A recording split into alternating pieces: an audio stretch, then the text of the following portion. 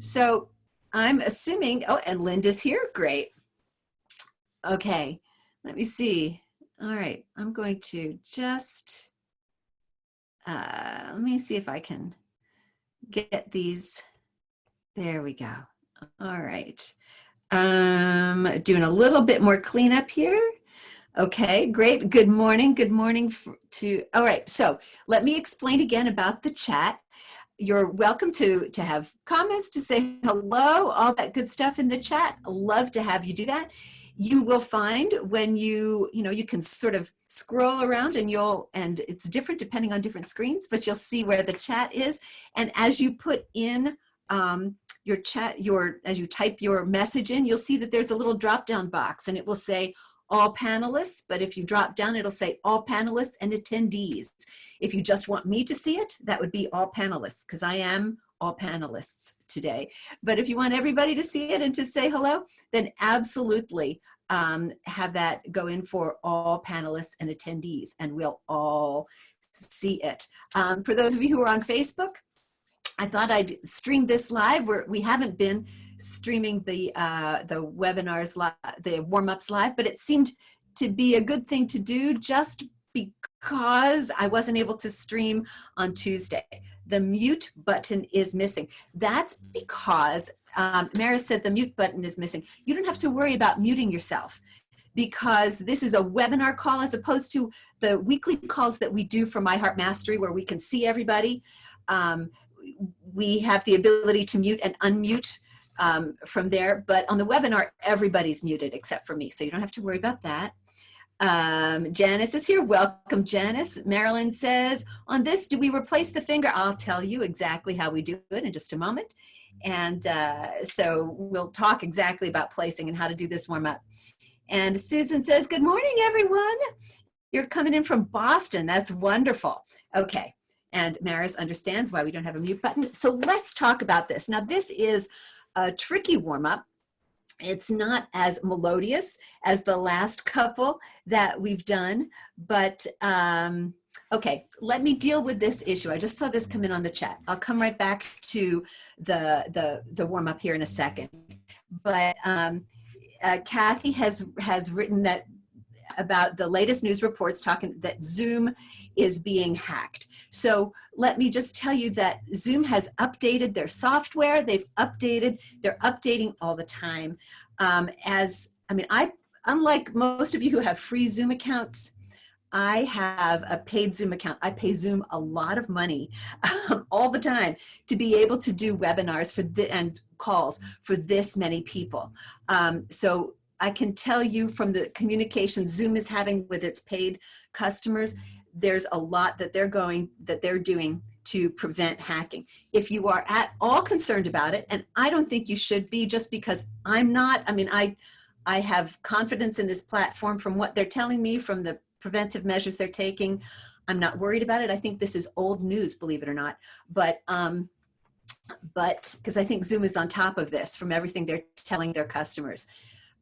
If you're at all concerned about it, remember that all these replays are hosted privately, either on Facebook, which isn't of course so private, or they're hosted on my site. They're hosted privately. So if you're at all concerned about Zoom, by all means do the replays, because there's no issue at all there from Zoom. But I am not concerned about it. As I said, they've been telling me a lot of, they've been keeping their customers really up to date on this. So I don't have any concerns about that. Okay, so there you go for that. All right, and Jill is here, and Eva and Nancy, and we are ready to start. So back to the warm-up. Okay, so this is a really, really tricky warm-up. So I think it's going to be really essential that we talk about it just a little bit first. So even before we get to the warm-up, let's do a little warm-up on our own, just a very slow right-hand scale, 1 octave scale. So I'm starting on C. I'm in C major, C, D, E, F, G, A, B, C. All right, and we're just going to do a 1 octave scale up and down very slowly. So you're just moving your fingers nice and relaxed. Ready, go, C. Keep everything nice and relaxed, just gently on the string and back down. sure you're sitting straight. I'm sitting a little crooked because I'm talking to you. There we go. Okay, one more time. Let's do that. Right hand. And then up.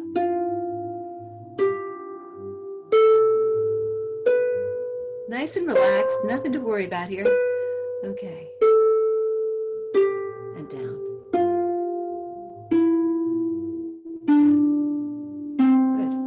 I just saw that somebody needed a link to the PDF. I will indeed put that in the chat for you. Hang on one second. And here it is. There it is. That is the link to the PDF if you need that. Okay, back to the warm-up. Left hand, 1 octave scale. Same thing. Be sure you're sitting straight, sitting right on your sit bones, supporting. Nice and straight, your shoulders down, head up. All right, some left hand scale. Ready? Ready? Go.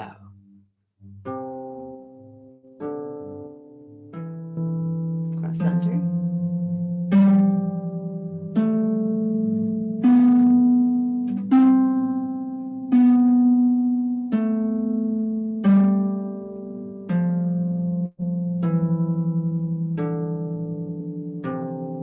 Okay, let me just give a shout out. If you're looking at the chat, you saw 2 links for the PDF. Use the second one. The second one was posted by my wonderful assistant, Lindsay, who is keeping tabs on this for me, which is so incredibly helpful. And that's where you'll find the PDF for today's warm-up. Okay, so use that second link. You'll find it directly. Thank you, Lindsay. All right, left hand scale, one more time. Ready, go.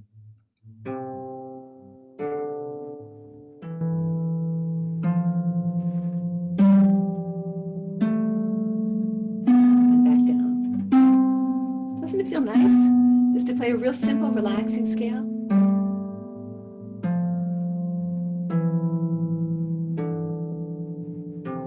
Okay, good. And let's do that hands together. It's the same thing. Sit straight, feel yourself nice and relaxed. You're sitting tall, your shoulders are down, your head's up, you're breathing. Remember to breathe. All right, hands together scale. Ready? Go.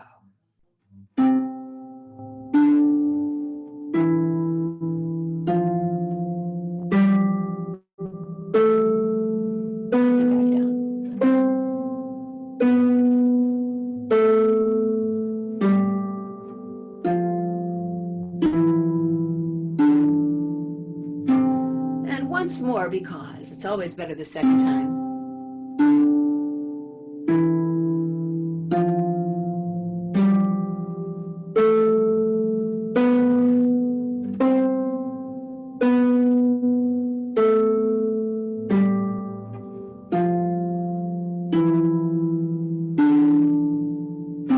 Good. Okay. All right. Excellent. Now that we're warmed up, we can start our warm-up. How's that?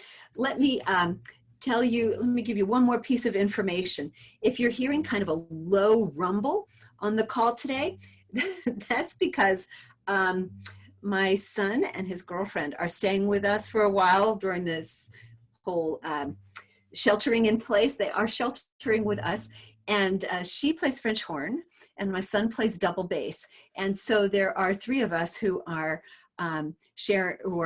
using different spaces for practicing and for working online and all that stuff. So it's a busy house here, and my son's practicing right underneath me at the moment. So if you hear that low rumble, that's double bass practice. So I'll tell you, harp practice is a lot prettier. I mean, he plays very well, but still. Okay, let's go. Are you ready? Let's look at this warm-up. This is about finger independence, and this is a very tricky warm-up. I promise we'll be getting to a more melodious warm-up again next week, but this is the kind of warm-up that's so important for a lot of different reasons. And actually, the directions for the warm-up are sort of for the hard version. There is an easier version, an easier way to practice this, and I'm going to give you that as well. So the idea here is that your fingers should be able to move in any combination without changing the position of your hand. So for instance, if your hand should be in one place and your arms steady while you're playing 1 and 4, or while you're playing 1 and 3, or while you're playing 1 and 2.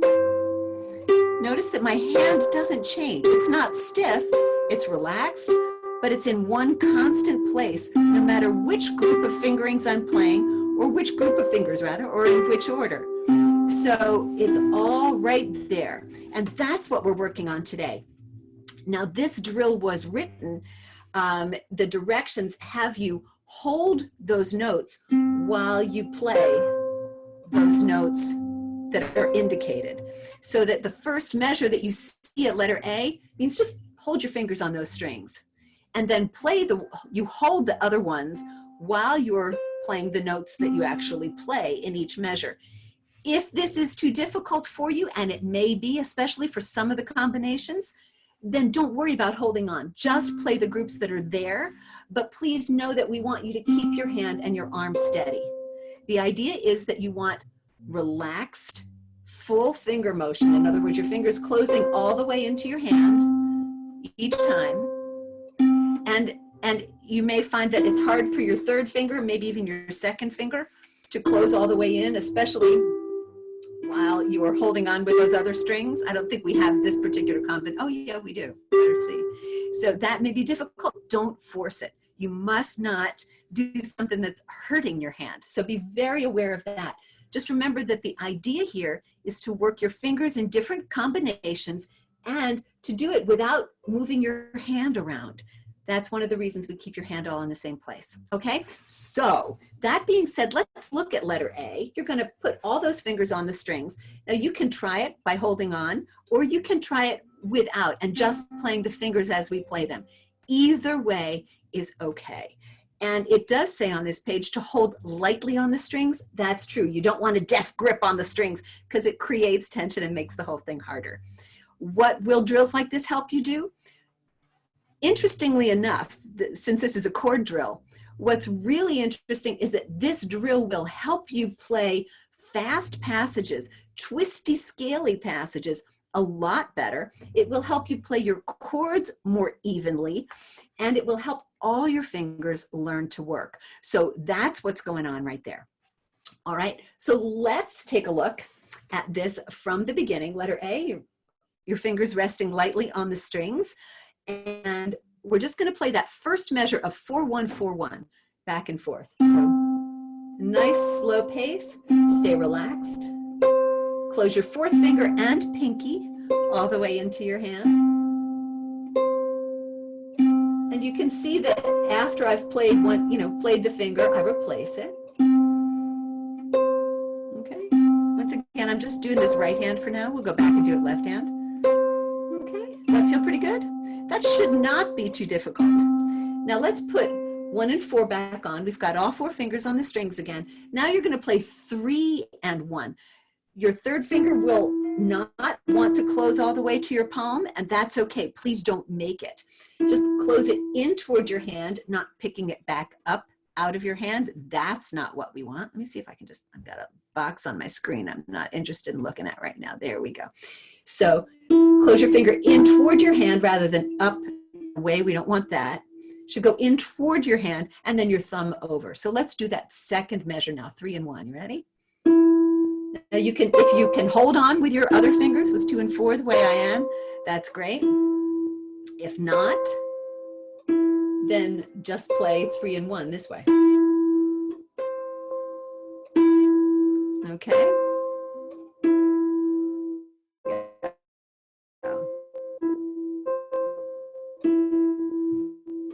Feel a little bit more tricky. Third fingers aren't used to working this way. Okay, all right. Let's try 2 and 1, shall we? Okay, 2 and 1. Here we go. This will be not quite so difficult. You're holding on with 3 and 4. Let me see. I see something here from Sarah. Is there a way to access the warm-up? Oh yes, there are replays, and you'll get all those links and stuff. So you absolutely, you can access the replay, no problem. Here we go. 2 and 1. Same idea. Oops. You want to close that second finger into your hand. Don't let it go up and out. Close it into your hand. wasn't the best sound. And close your thumb over. Okay, and then you can just finish up with those last 3 notes if you like. Okay, good. All right. Excellent. So now let me stop. We're going to do this left hand, but let me stop for a moment and take some questions if there are. And I see there's one here. Let me not squint at the screen. How about if I put my glasses on? There we go. Oh, Nancy says, I could play the note, but replacing the 3rd finger, I strike other strings. Any suggestions? Yeah, and you're not going to like my suggestion. You have to be more careful. I know, it's not a helpful suggestion, but it's the only way to do it. What you don't want to do is swoop your 3rd finger back, right? Because that's when you're hitting other strings. You want it to approach. Your 3rd finger is a little bit longer than your other fingers, if you're like most people.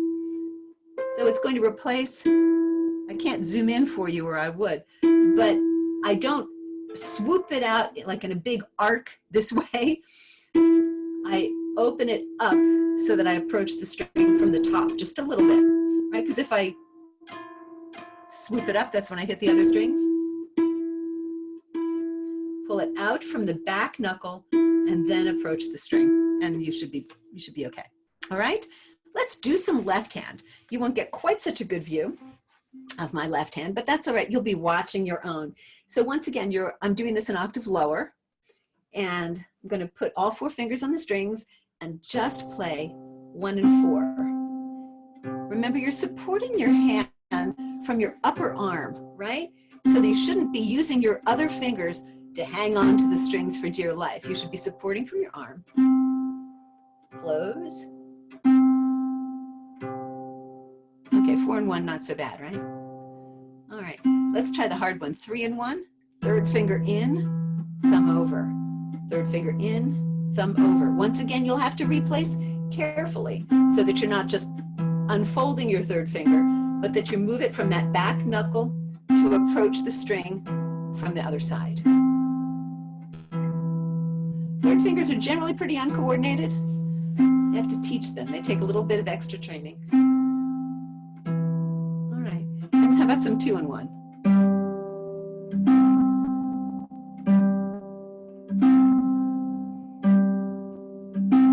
Be as careful replacing your 2nd finger as well. You want your replacing to be as noiseless as possible.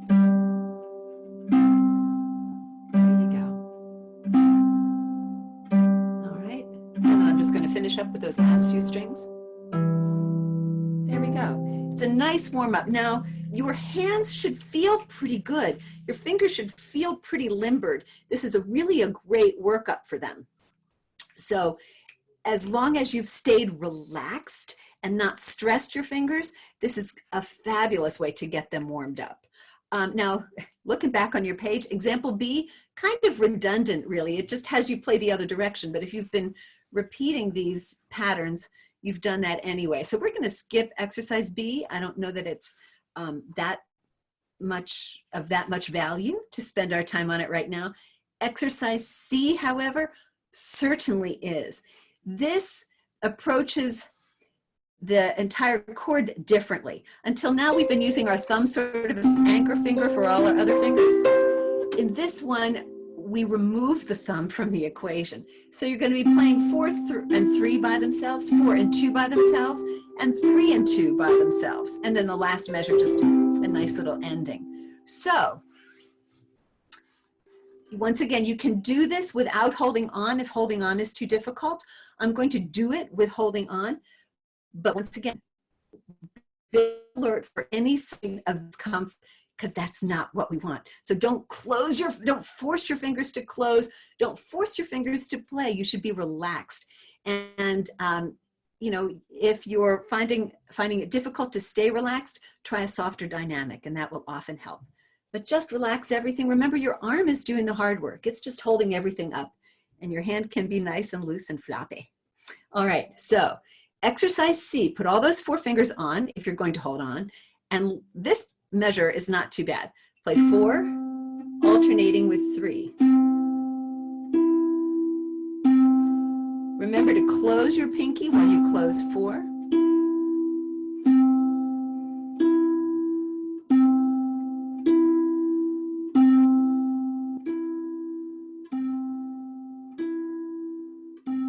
Once again, you can see my third finger sort of approaching that string from the top, isn't it? I pull it out just a little bit to put it back on. Okay, good. All right, now we'll put everything back on and let's try 4 and 2. 4 and 2. Be sure you close your pinky when you close 4.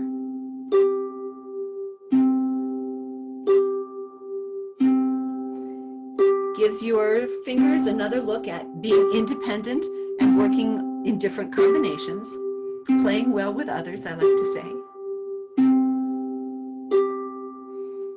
All right, and now let's try 3 and 2. It's likely that this will be the most difficult for you to do while you're staying relaxed. The tendency is to really tighten up on 1 and 4 and grip with them. You just want to stay very, very relaxed. There you go. All right, and we'll just finish that up. All right, guess what? We have to do this with left hand. Take just a moment. Be sure you're sitting properly again. Get left hand on those strings. Once again, you're holding on, supporting from your arm, not doing the grip of death with your fingers. Your thumb gets to be an anchor finger this time, which is kind of nice. But 4 and 3, slowly into your hand. It's a whole different view of your left hand. And I'm getting a little bit more finger buzz than I would like, so I'll be a little bit more careful.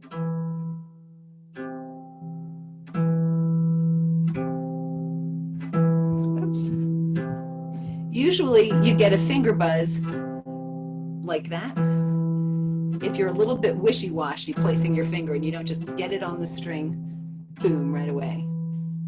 There, that was a nice one for me. Be sure you stay sitting straight. All right, we're gonna go on to 4 and 2, you ready?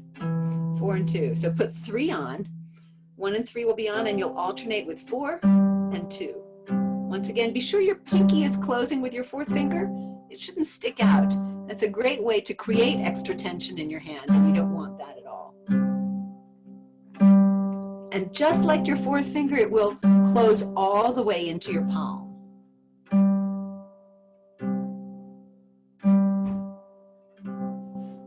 There you go. All right, and let's try some 3 and 2. You ready? Okay, here we go. 3 and 2.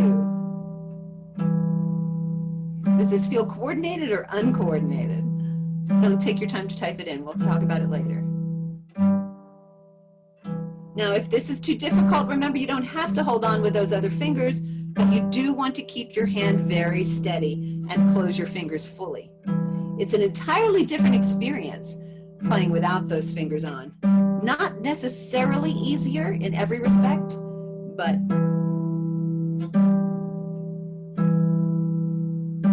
there we go. I got a little bit more sound out of it because I could, and then I'll diminuendo because I can. Kind of fun. Shh, play softer, a little bit softer now. And we'll finish it up.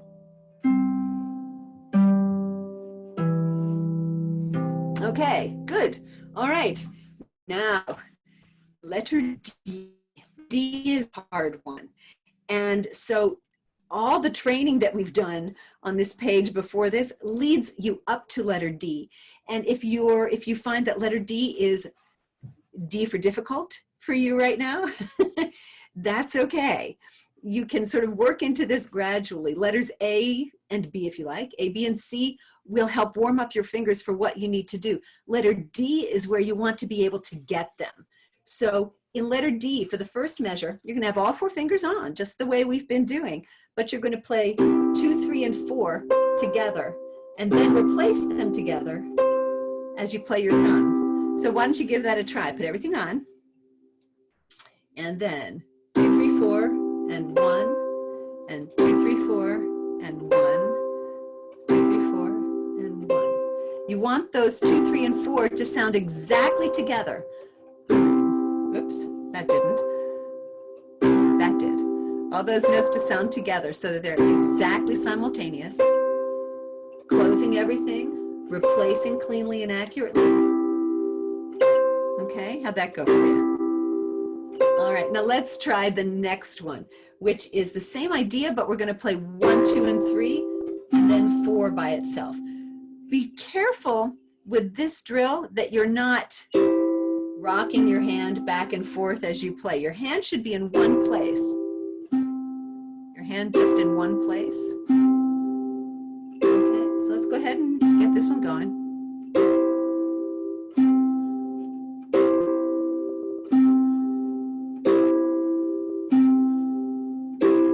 Just like that. Oops, that was a little bit sloppy. There we go. Okay. All right, and now the killer pattern. This is the very hardest of them, I believe. You're going to play 2 and 4 and 1 and 3.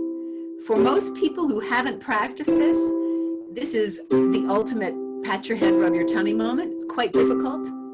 You'll work up to it. Work up to it.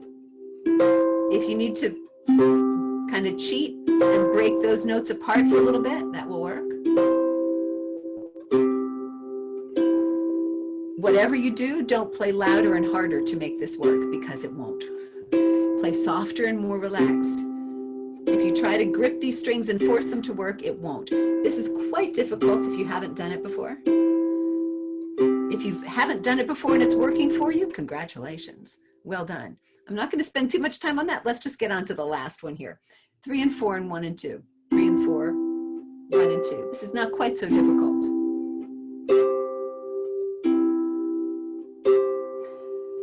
You're looking for a nice steady arm and hand, and closing your fingers, a nice even sound, and those fingers playing at the same time.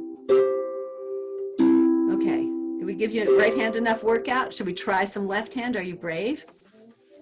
Let's do some left hand. So this is letter D, but an octave lower. Okay, so 2, 3, 4, and 1. 2, 3, 4, and 1. We'll do this a few times. Just keep that nice and steady in there. Close, stay relaxed. Make sure you're sitting straight. Oops. Your shoulders aren't hunched. Your arm is relaxed but supportive. Hello, I have to look at what I'm doing a little bit. My left hand takes a little bit more attention than my right. There we go.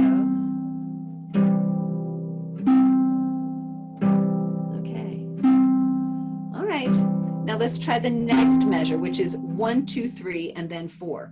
All right, top 3 notes, replace them cleanly, and then the bottom. Oops, I can do better than that. That was a little buzzy. There we go. You want to just, oops, my second finger buzzed.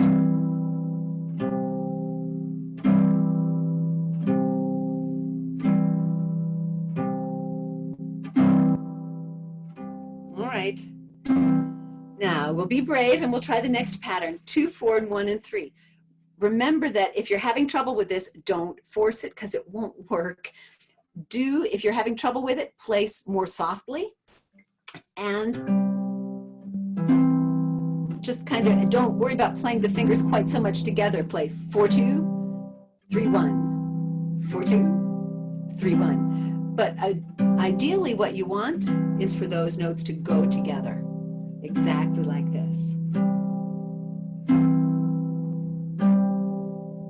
Now remember, I've been doing this all my life. So if I make it look easy, it's only because I've spent a lot of time on it. And I remember all too well trying to make this work and feeling like it would never work. And actually, it worked a lot more quickly than I expected it to when I finally started working it. All right, let's give you a break on that one. Shake that out, relax just a little bit, and let's do the last measure, huh? Last measure, not quite so hard. 3, 4, and 1 and 2. 3, 4, and 1 and 2. You might find here that, oops, that was not so nice, that your third finger needs a little bit of help. It's not often called on to lead. Oops, and it is here. That was not pretty. Remember to pull your pinky in as well.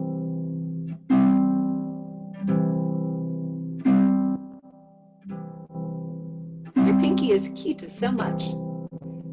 It's sticking out and creating tension in your hand. Oops, that was not good. Make them sound together. There you go. All right. So that's the way this goes. So you can put your harps down and relax, and I'll take some questions here before we call it a day. This is, you know, it can be kind of a lengthy warm-up. And as you saw, I warmed us all up a little bit before I actually started this, because if you're not used to playing this way, it can be really sort of taxing, but it's so important for finger independence. This will allow your fingers to do a lot of things that they're not able to do without it. And I imagine that if you saw difficulty, if you experience difficulty in doing any part of this warm-up, you realize that that's kind of a hole in your technique that you can fill in. And this is perfect for that. Let me see, there seems to be a question over here. Okay, all right.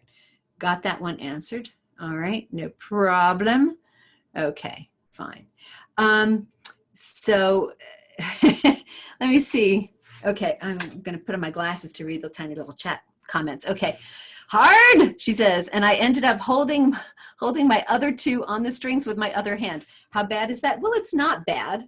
I mean, you know, it's like, okay, I'm gonna, you know, hold those on and do this. It just means that you have work to do. Just stay relaxed. Do a little tiny of this at a time. Don't go on to letter C, for instance, if letter A is still giving you a trouble, and save letter D for when you get better at letter C. Okay, it's all cumulative here. Now, letter E is just different chord groupings, right? If you use a chord in the different inversions, the spacing's a little bit different, and it will give your hand a little bit different workout. Stephanie says, generally speaking, my warm-ups are great per my teacher, but it doesn't translate to my music. What gives? All right, let's talk about that. Your warm-up should be, it's a little bit actually different from what we did today. What we did today was really a great, I mean, it was a great warm-up, but it very much the way we approached it today was a technical exercise. Your warm-up is really geared toward limbering up your fingers, reassessing your basic mechanics, the way your body approaches the harp, the way your fingers move, and to warm them up very slowly. We want to limber them up, and we want to use that warm up to focus your mind. Now, for translating to your music, if you mean like you still feel stiff and stuff when you get to your music, why don't you cheat a little bit and try, it's not really cheating, but try before you start a particular piece, take 2 measures of it and use that as a very slow warm up. So for instance, if you were, I was working today on some Bach, and maybe I could do a warm up with just, let's try it this way. This is just 1 measure from that piece, and I'll repeat it. But it's something that's helpful for me in that it's making my placing very clean and reviewing a part of the piece that I wanted to review and to work on, and that should exactly translate into your music. So you might try that, doing a little pre-warm-up before each piece, seeing if that helps. All right, let me scroll back up here because I've missed some things here. Deb says, when I first learned the technique in D, measure 3, I had to hold the fingers which were not playing on the strings with my opposite hand. Yeah, I think we've all done that. And we just talked about that for a second. But what's interesting is I prefer this. Have you ever done that little thing where like you cross your hands and you come up and then somebody points to a finger, but your fingers are so crossed you can't really figure out which finger to move? This is the same thing. So rather than hold the fingers you're not playing to keep them on the strings, I would suggest this. Touch the fingers you do want to play and have them play. Just lightly touch them and have them play. Just like that. And then you'll know which fingers you're playing. So try doing it the other way as well. For all of you who are tempted to hold those fingers on the strings, touch the ones you want to play instead and then move those. That will be interesting. Let's see. Darlene says, I need to do this every day. My third is so weak. Everybody's third fingers are weak. And this is one of the things that will help them get stronger. Linda loves D. She says, thank you so much. Love letter D. Yeah, well, letter D is where the money is. You know, that's the real the real powerful exercise here. Beverly says, third finger has a mind of its own. I know, but you know, the nice thing is that it's very trainable. It's just a little bit goofy, those poor third fingers. You know, they're a little outsized and they feel a little bit clumsy, and they, you know, they're not quite sure what you want them to do. It's kind of like my one cat, Simba, who was very, very quirky. He's a very quirky cat, and he would like to love people, but he can't figure out how to do it. So he just needs, you know, so far I've been working on him for 12 years, and he finally figured out that he doesn't mind being petted. It took a long time. It shouldn't take your third finger that long. Okay, let's see. Fourth finger, says Caro, fourth finger has two strings at once in A and B. Hits two strings at once. How do I connect it? Oh, how do I correct, hand position? Well, very similar to what I was talking about with the third finger for Nancy. Well, fourth finger is probably, it's hitting two strings as you're playing it, right? So it's sort of the other problem. Pluck the string to pull it in toward your hand. Don't just swoop your finger into your hand, because that won't work, obviously, right? You're going to pull from back, the back part of your finger from here. This is not my fourth finger, obviously, but you're going to pull this way, but you're not just going to pull flat in from the back, because you don't want to adjust your hand position to make your fourth finger work. That's not what you want. Pull out and in just a little bit, crook that knuckle right there, this knuckle, boom. So you're going to crook that second knuckle a little bit as it plays, so that if your finger is curved, maybe this is a cleaner, a more, an easier way to put it. If your finger is curved all along its arch, it's less likely to do that. If your finger is flat and closes flat, that's what you're going to get. Think about your finger being curved and curve it in toward your hand rather than pull it back toward your hand. It's a very subtle mental difference, but think about curving it in toward your hand and you probably will be fine. All right. Stephanie says, let me rephrase that. Oh, okay. Oh, I'm speaking about the technique, what we did today. Technical warm-ups are great, but they don't transfer over. Oh, okay. Alrighty. No problem. So they should. And the best way to make them translate, this is actually not that different from what I said before, but the best way to have your fingers translate into your real pieces, once again, I'm going to take a little bit of the beginning of that Bach.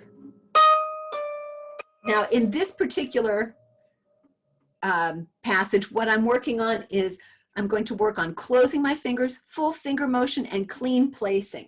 So I'm going to work quite slowly, making sure the same way I do in an exercise, that everything is there and everything is exactly correct as far as, oops, that's the wrong finger, as far as placing goes. Second finger fell off the string.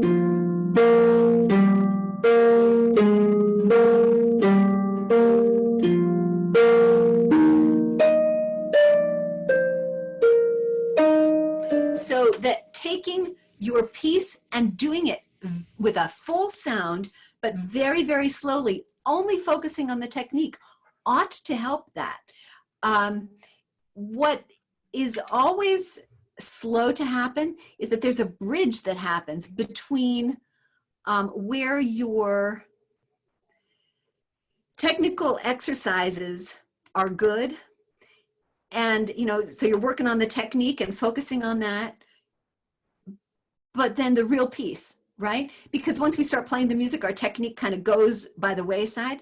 So the idea is that over time, you will, as your technique strengthens, more and more of that will translate automatically into the real playing that you do, the playing of real music that you do.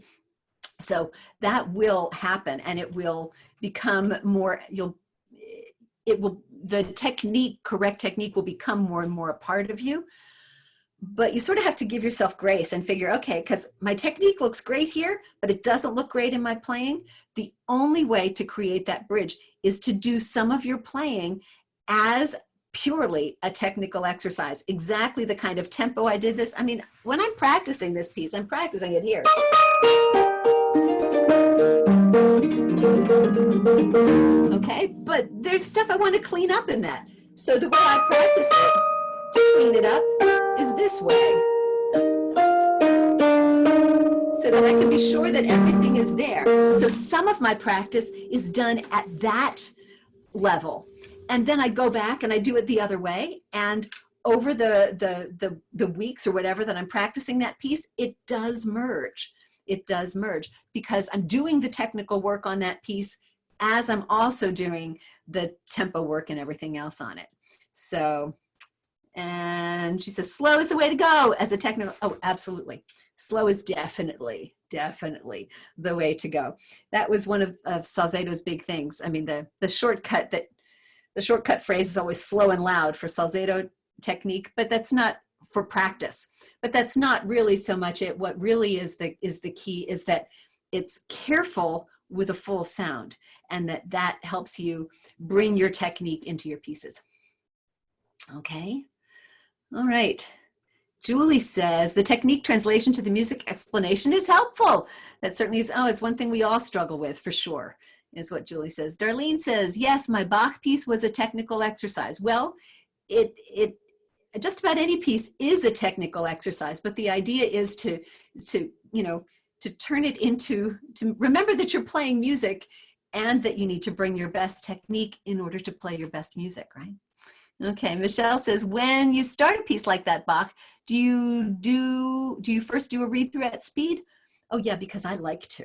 So I do a read through as close to the tempo as I can manage, and it's pretty ugly, as far as wrong notes and stopping and starting and all that stuff. But I read through a piece yesterday that I'm working on with one of my students, and I haven't learned it yet. So I thought, oh, this would be a fun time to actually get in and learn that piece.